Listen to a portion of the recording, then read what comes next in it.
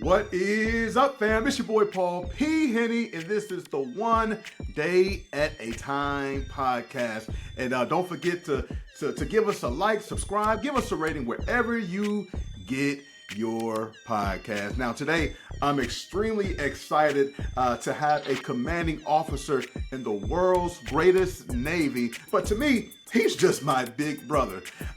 Please welcome Tim Henderson. Tim, how's it going, man? I'm good, man. How about yourself?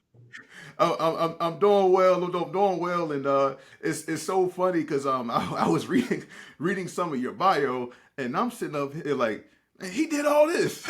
You know what I'm saying? I was like just reading like just some of the just some of your accomplishments. Because it's funny.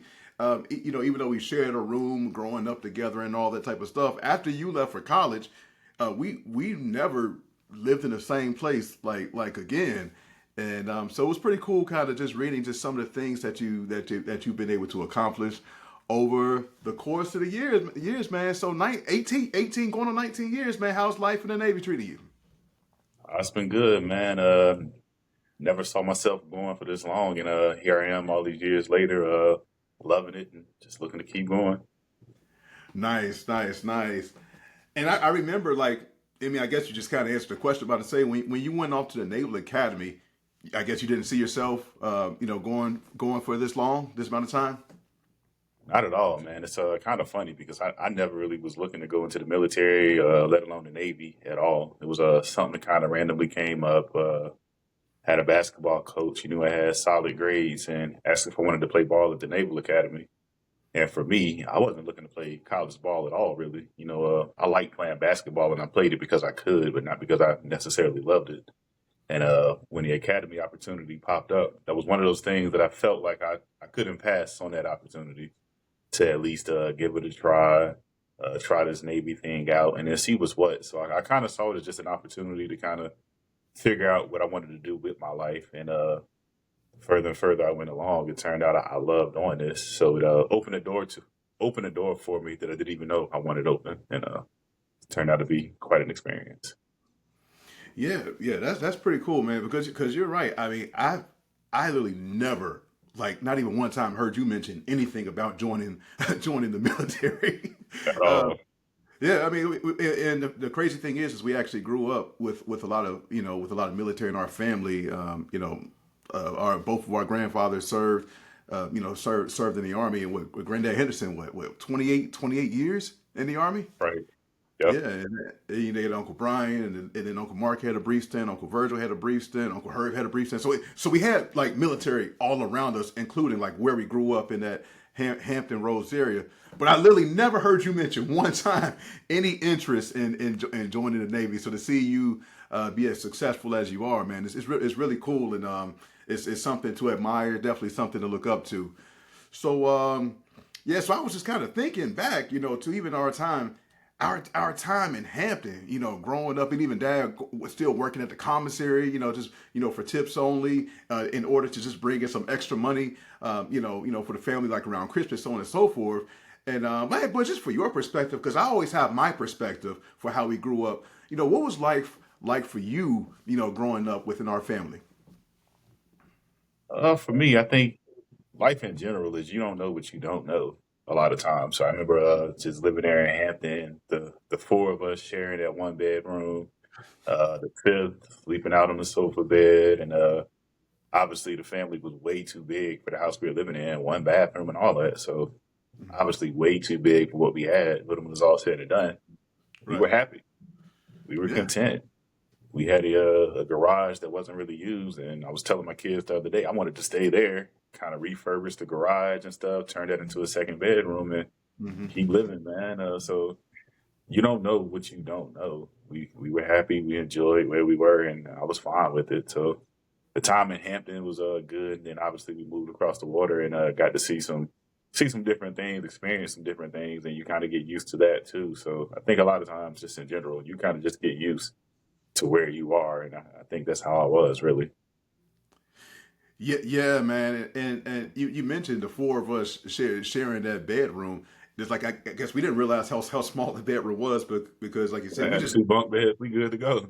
yeah, we were good to go. Philip and Daniel's bunk bed on one side of the room, our bunk bed on the other side of the room, and that's literally what we knew. And then when Josh came, it was like, okay, we got to figure something out. So our parents just put him on the sofa bed, all the while, all along looking for a bigger home for us. And so I think about our childhood, and I think about when sports came into play, and you playing basketball. I remember us just really following you and your basketball career around, starting with you at the YMCA, right? And then I Yeah. think we both played that church league at Liberty, and you were a star. I was, one of the charity pieces that they invited on the team. Yeah, but like when you think about the role of sports, because I know that was a big shift when we moved from Hampton to Suffolk, and you had that AAU team that you were playing on. Like, do you remember? Because you had the biggest investment in Hampton. We just didn't want to move to Suffolk, but you actually had something that you were invested in.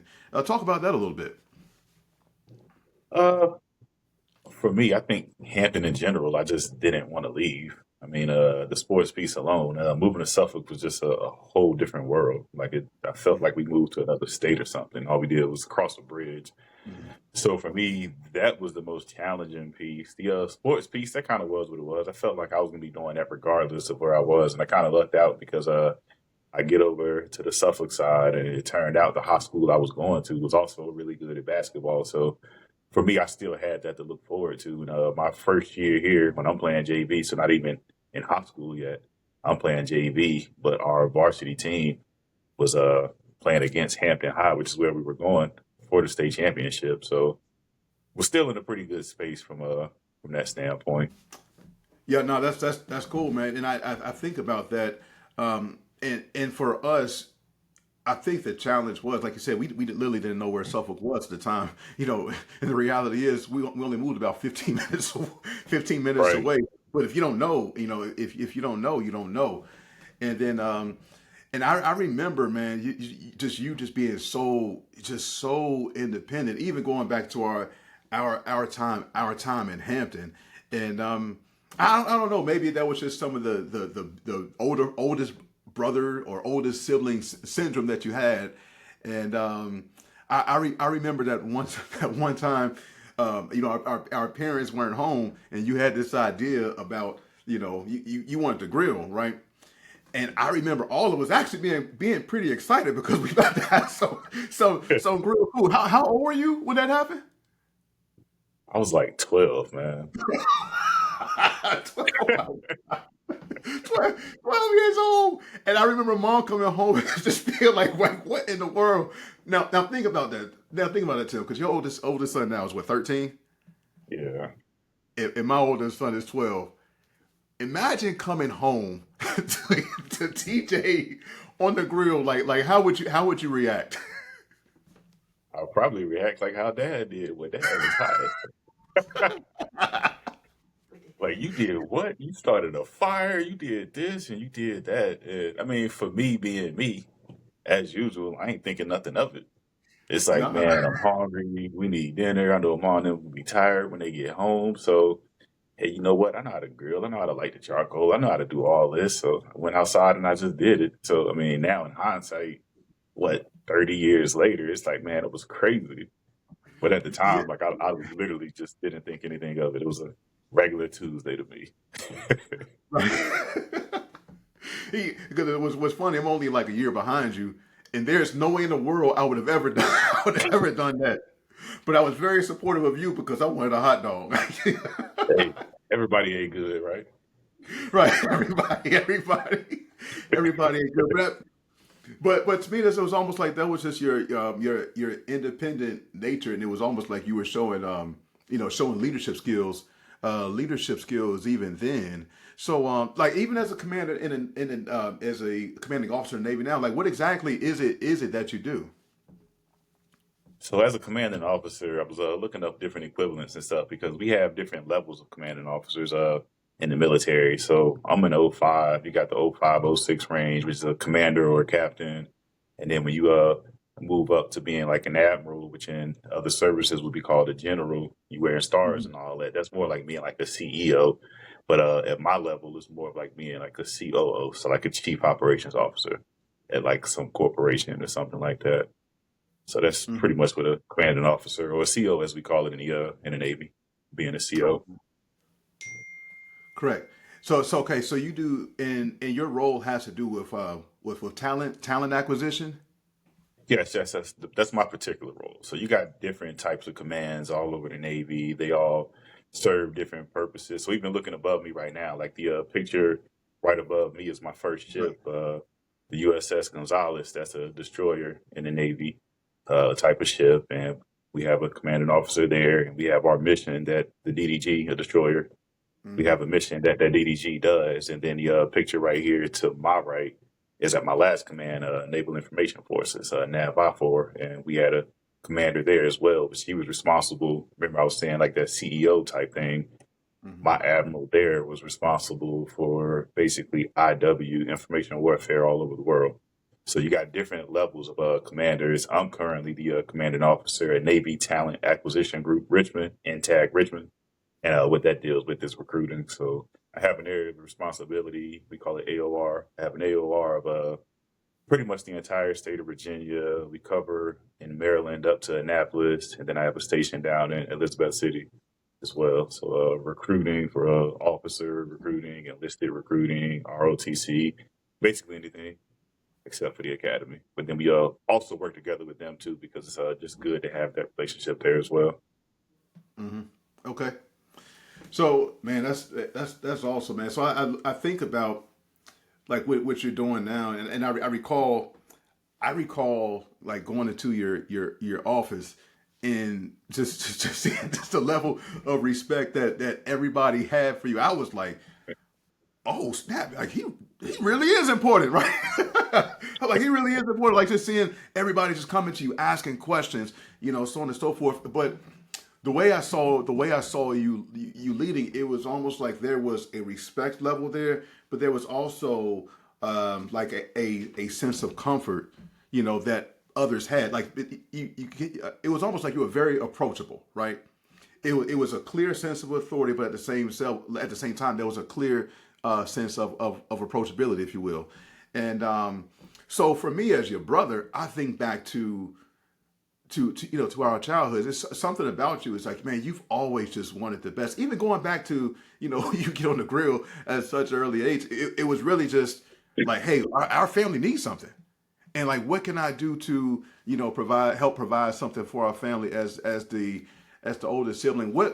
How do you see your role as the oldest sibling translating into what you do?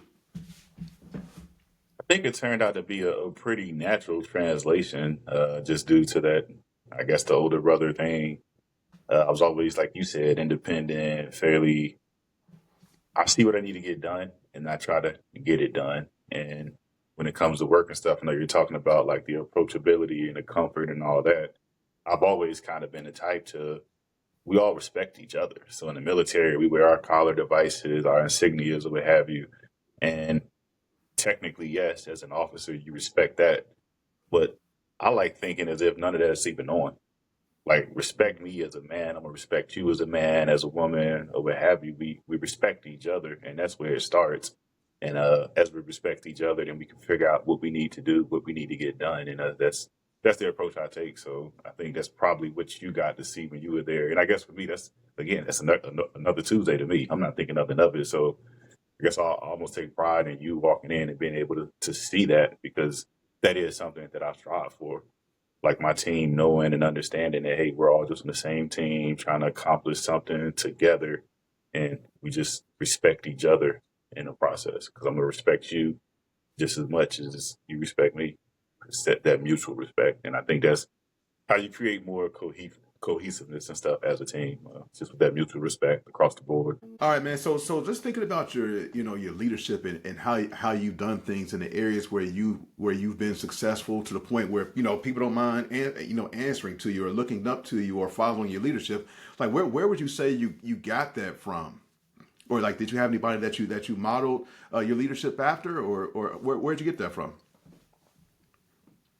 Honestly, I can't say that I have a particular individual or anything.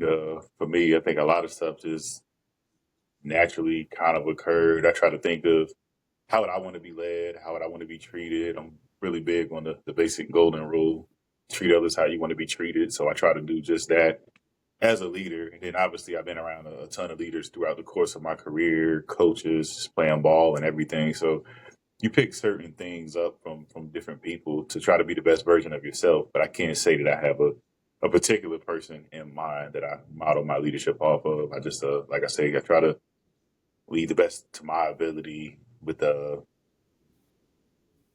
things I guess God has given me, just coming up and just learning from others. And again, just treating folks with respect when it's all said and done. Right, right, and I think when I think about your your answer there, and I think about how we grew up, man, it's almost like there were certain things that were just innate with you, even the way you did your schoolwork. I mean, even going back to elementary school, man, you were always just on top of it, making straight A's and so on and so forth. Where did that come from, man? I mean, even doing homework on the bus, like where did that come from? I think for me, and even looking at it from a leadership standpoint, I kind of look at what the end goal is, and then what do I need to do to get to that end goal. So you mentioned doing homework on the bus. As a first grader, I'm 6 years old, man. When I get home, I want to play. But at the same time, I guess I somehow understood that my mission at that time was to get my homework done because that's a requirement. Like I need to do that to be successful. So let me make sure I understand the concepts. Let me make sure I knock that out so that when I get home, my internal mission of playing outside can be done. So I think it just kind of, like I say, it just kind of naturally occurred at 6 years old. Nobody taught me that, so to speak. And I didn't think anything of it really until a couple years later when I hear mom say, talking to y'all, I was like, Tim ain't had no homework. How come y'all got all this homework? And it's like, I did have homework. I just did it because, again, I know what I got to do. And I just go out there and do what I got to do when it's all said and done. Yeah, you're right. Because that's one thing I definitely did not get from you. I remember even doing the dishes because me and you would start out doing the dishes like around the same time, and you would just simply just get it done. Like, here's your mission: get the dishes done. You get it done. Me, the dishes they would just sit there for a while. They would just sit there for a while. It's funny, like as a oldest and second born, like the differences that was there. Same parents, we only about a year or so apart. But you definitely you definitely had that in you, even going back to an early age. And I saw that follow you, like even when you were in high school as well, prior to going to the Naval Academy. Like when you think about just some of the leadership that you had at school. I mean, what were you, like senior class vice president or something along those lines? Yeah, I was the vice Right, president right, of the right. senior And class. okay, yeah. And what's funny, man, is for me following your example, I'll tell you a story. I remember you were just so good at your schoolwork. You were so good at your schoolwork, and I remember I'm in honors English, right? And I had the same teacher that you had the prior year, and we had like these SAT sentences that we had to write, and us sharing the bedroom and everything. And, after a while, so I'm like, man, I am not trying to do this homework. And if it was one thing about you, I knew that you were on top of it. You did your homework, and I recall that there was one time I literally didn't want to do it, but I knew that they were for some sort of significant grade, and I saw your notebook from the prior year, and I saw the exact same SAT words. So I said, man, I'm about to knock this out, right? I'm gonna knock this out. So I copied your SAT word sentences, and I turned them in. I'm thinking, boom, it's done. Obviously, it's a lack of integrity on my part, but that's what I did. Man, I remember Miss Purdy, our honest English teacher, literally said, "Paul, you wrote a sentence that was really good, right?"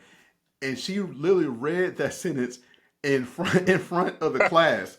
Now, I had like all these thoughts going through my head. I'm like, like, does she know that I copied my brother's work from the year before? But the reality is, I literally did that just because I knew you were on top of you were on top of your game, and that's just how you've always been. And I felt really guilty too, man. That was like the last time I did that because I thought she was playing mind games with me. Um, so you think about it, like when you went to the Naval Academy, what sort of, like you said, you had your coach who referred you to the Naval Academy. What sort of challenges did you face, once you got there? I mean, at the academy, man, you talk about a humbling experience. Like that was extremely humbling because I mean, we just finished talking about how successful I was at such an early age through middle and high school, and then I got to a school to where I felt like I couldn't even find success. So, like, I remember starting off at the prep school, and I honestly didn't think I would make it out of that. I mean, there you're taking college math, which was it? I don't even think it was college math. I think it was like some type of calculus or whatever.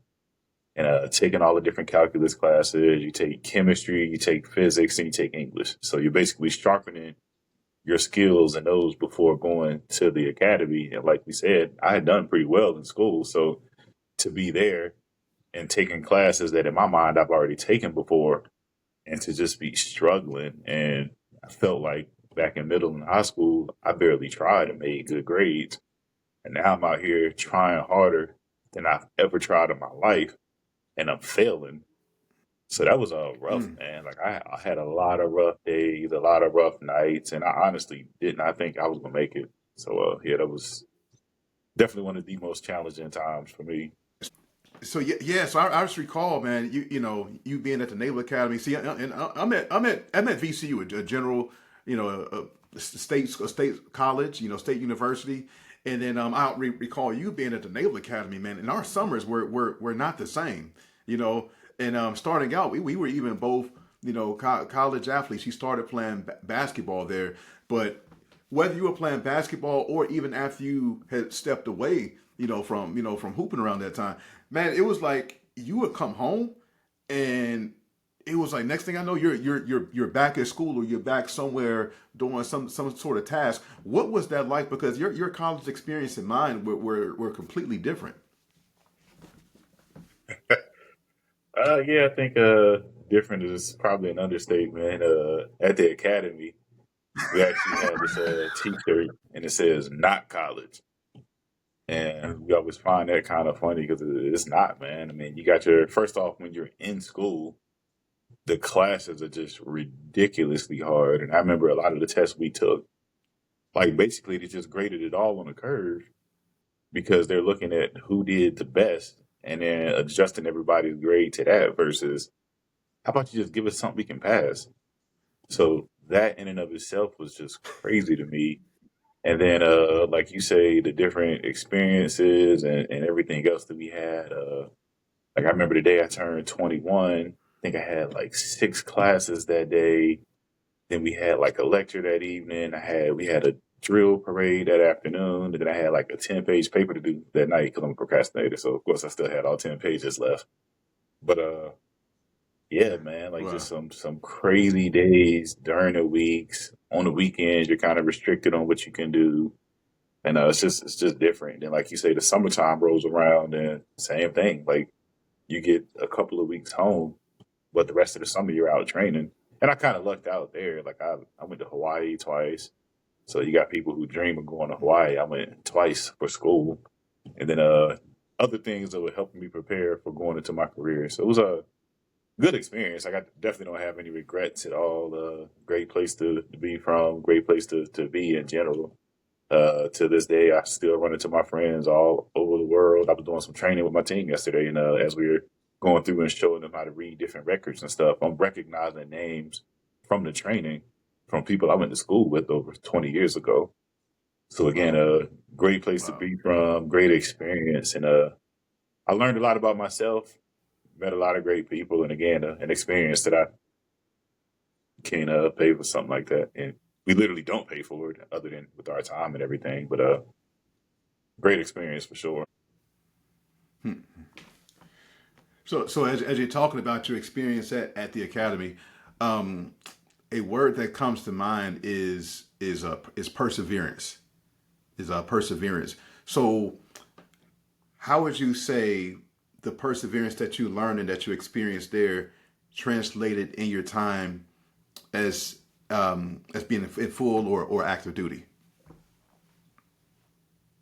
It's actually funny you say that because it's something that I've never really given much thought to. And I was doing that interview that I did last week, and they were asking me like different values that we would look for people looking to join the Navy. And some of the values I gave was resilience and resolve.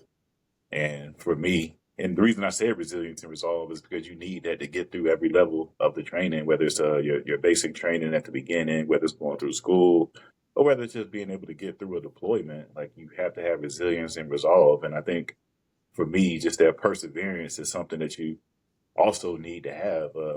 Again, we went through a lot of different challenges, be it education, be it the drill, be it pack schedules and all that. And all of that was to help prepare us for that career that we had to come. So even though it's something that I didn't really think much of at the time, now that you mention it, I think it was designed, the curriculum is designed the way it is for a reason. And I think as I spent more time in my career, even though I may not have noticed it at the time, when I reflect back on it, yes, it did kind of help me build my perseverance to the same thing, get through tours, get through trainings, get through deployments, and just persevere through challenging times because I definitely had challenging times there and definitely challenging times now as well. Yeah. So man, yeah, that's man, that's something, man. And I'm listening to you, and I'm thinking about you know how our experience shape us into being who we are. And there's another experience that I thought about while you were at the academy was swimming. Now, for a backstory, our mom used to have our camp, if you will. All of our friends were going to the YMCA or wherever they were going for camp, but we had camp at home. Because our mom was a PE teacher, so she just had all of these activities in mind that she could do herself. And in some ways it was actually pretty cool because basically what she was doing was just helping us stay busy, throughout the course of the summer so that we weren't, just mindlessly doing things. So she's really kept us active. So one thing that we would do was go to the pool, every couple times a week or whatever it was. And then once we moved to Suffolk, we had to take the swim test in order to get the swim pass. And all of us figured out a way to pass that swim test, even though we never actually had swim lessons. So I remember when you went to the academy and you came back home and we were talking about swimming, you basically said, "No, you can't swim, man." so, so talk about swimming and the challenges when it came to actually learning how to swim in the way that they trained you, along with your course load. Man, yeah, I definitely learned quick, fast, and in a hurry that I could not swim. And like you were saying, we could do the basics to pass like a basic test and show that yes, if something happened, I can survive and get to the side of the pool. But at the academy, like it ain't no surviving out there. Like you got to be able to swim. So like I remember, it was the very first time we got in the pool when we were there, and it was a quick down and back. But those Olympic style pools, it's 50 meters down. So I remember looking down there like, man, I can't swim that far. So right off rip, like I already knew, I'm in some trouble right here. But you got to get in, and then the pool is like I think it's like 8 feet, so you can't touch the bottom. So once you in, you just in. So like I remember actually made it further than I thought. Like I probably got about 40 yards down, and then that last 10 yards I had to like doggy paddle the rest. So I like doggy paddle. I get to the side. I'm kind of proud of myself for real. Like I actually made it down there, and I never swam that far before.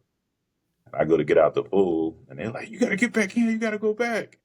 And I'm like, "Man, I know you just saw me doggy paddle the last 10 yards. Like, I'm not about to doggy paddle all the way back down there." So I just got out of the pool and just like left or whatever.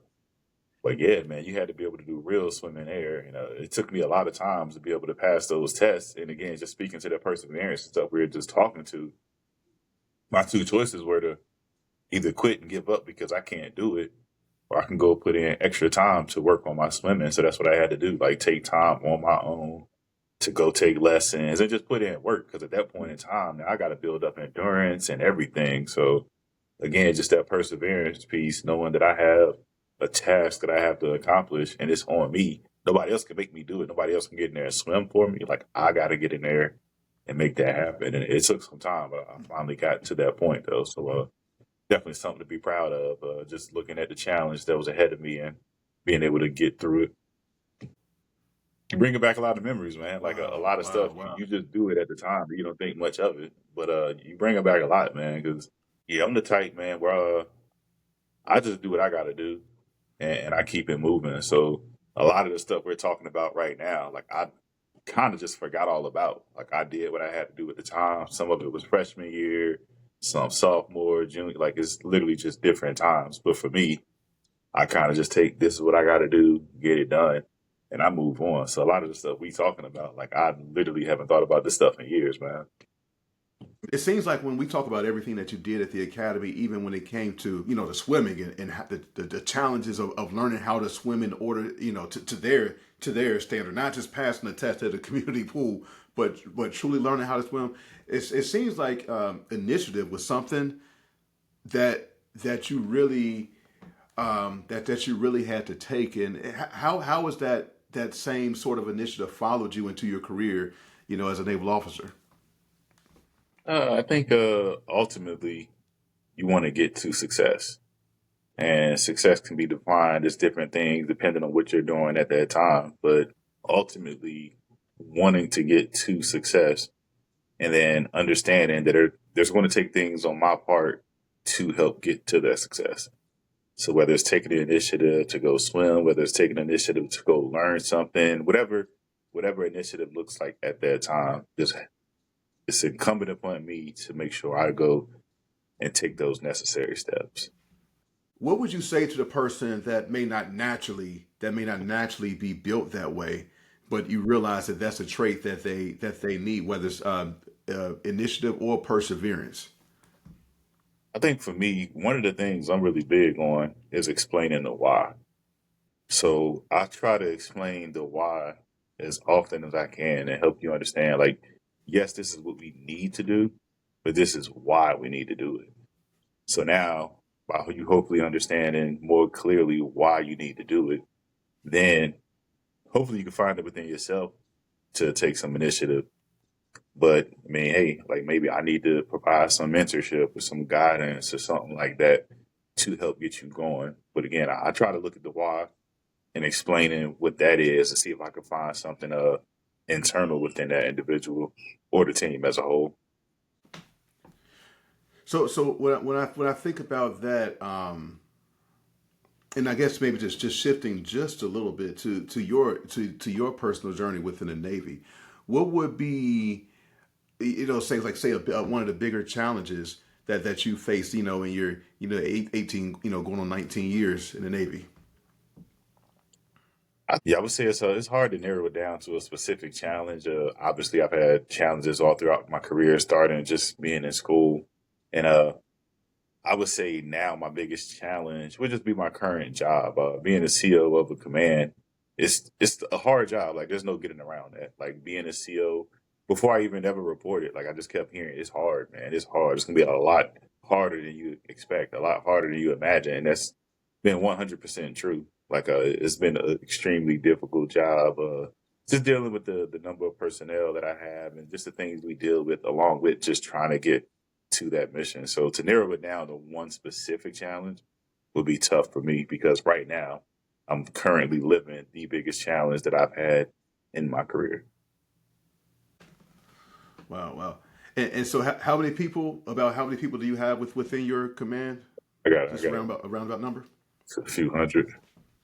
Oh my goodness! Oh my goodness! So so obviously, just my guess or my assumption would be by the nature of your job, you deal with a certain level of adversity. So not only the adversity that you deal with in your individual position, but the adversity that others may bring to you. How do you deal with that? How do you deal with adversity? For me, I try to step back and take a deep breath.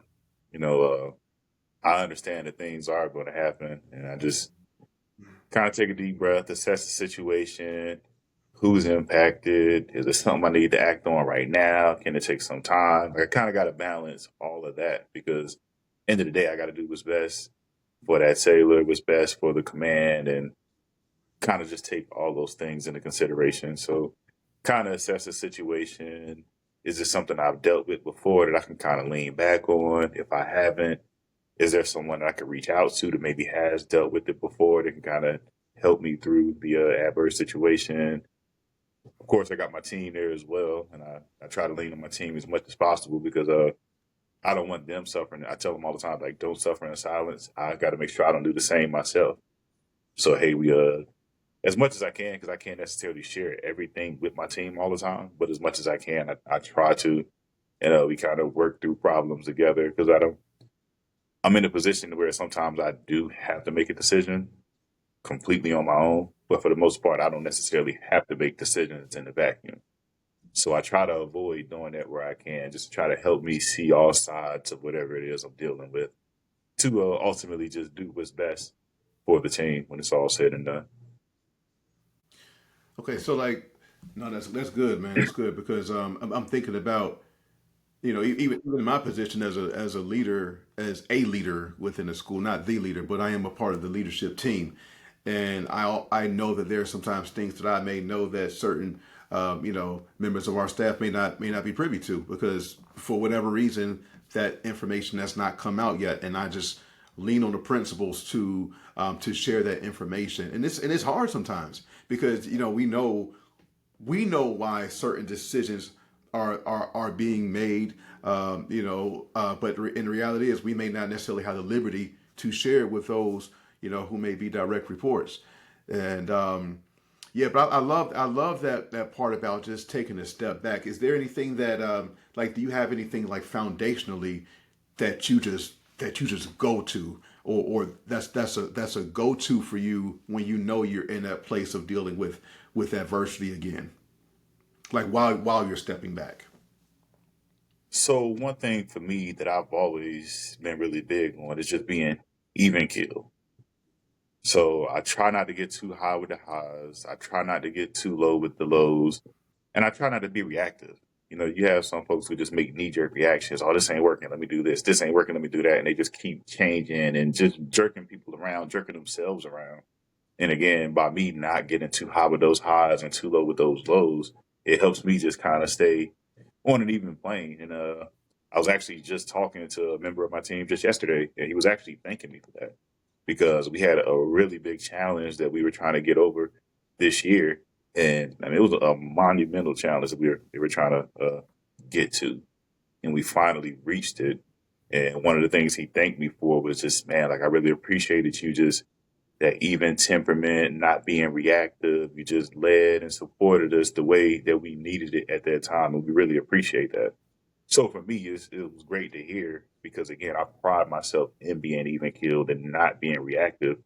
But to hear my team basically reflect that I was doing just that without me asking, it meant a lot to me because again, that's something I do pride myself in. And so when something comes up, just not going off the cuff and just doing something, taking time to actually think about it and assess it, and then make a decision.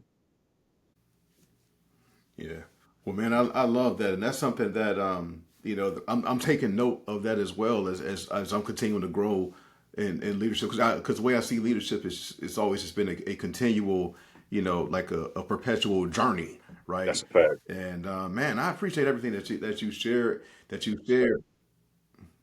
No, go ahead. No, I was just saying that's a fact as far as it being a Yeah. continuous journey. Okay. Yeah. Yeah. Yeah. So man, I've appreciated everything that you shared because I feel like the information that you shared, the principles that you shared have been very rich. And if we really listen to what you're sharing, whether it's about the perseverance, about the initiative, about just having an end goal and knowing, okay, this is my goal over here. This is what I have to do over here in order to get to where I want to get. Even going back to doing your homework early so that you knew that the end mission was to be able to play outside. All of those things are so rich. Those are all things that we can all, just continue to learn from.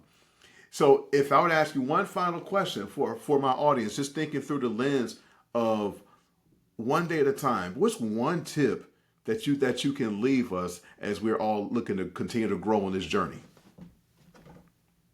So, I mean, as cliche as it sounds, I know the name of the podcast is One Day at a Time, but that's really how I try to take things, man. Taking it one day at a time and just striving to be better every day. I may have a day where things went really well and it's like, all right, cool. Like, what did I do well that I can keep doing? Or I may have had my worst day ever. And it's like, what can I learn from that day so that I can make tomorrow better and be a better version of myself? So, like I say, as cliche as it sounds, it really is to me taking it one day at a time, one challenge at a time, one adversity at a time, and just being better in those situations, doing the best you can in that situation, because ultimately trying to do what's best for you, what's best for the team, and ultimately trying to do what's best for the team. Definitely the team is first, so I hate that you even came out first. But doing what's best for the team, and ultimately was best at that time. So I would say the one day at a time piece, and everybody may not be as even keeled or what have you, but I would say striving for that, because again, the more and more you are reactive, it impacts not just those around you, it impacts you as well. So you have to take that into consideration and just try to avoid that as much as possible.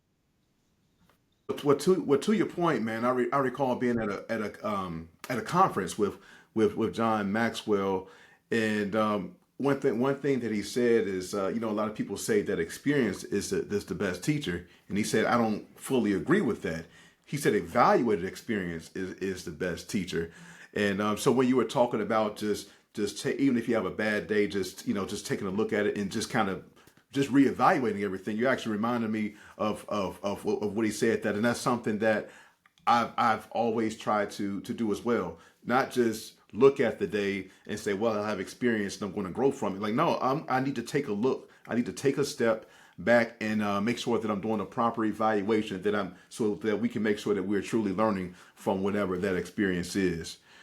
Well, hey man, I truly appreciate you taking the time to spend some time with your little bro here today, man. And I'm so grateful for every single nugget that you shared. I'm grateful that for this time investment that you made in me. And once again, this was my big brother, Commander Tim Henderson, and he dropped so many nuggets today, and I'm so grateful that he invested this time in us today, because I certainly did learn quite a bit from him. And always remember that we're going to keep on learning together, we're going to keep on growing together, and we'll keep on getting better one day at a time. You got this.